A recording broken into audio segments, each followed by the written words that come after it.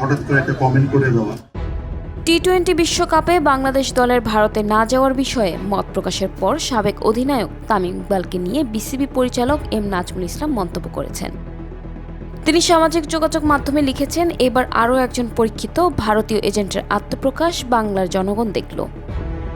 নাজমুলের মন্তব্যে তামিম ইকবাল সরাসরি জড়িয়ে পড়েছেন। যদিও তামিম এখনও কোনো প্রতিক্রিয়া দেননি, তবে সাবেক অধিনায়ক মুমিনুল হক এবং জাতীয় দলের পেসার তাসকিন আহমেদের সঙ্গে অন্যান্য ক্রিকেটাররাও দ্রুত প্রতিবাদ জানিয়েছেন।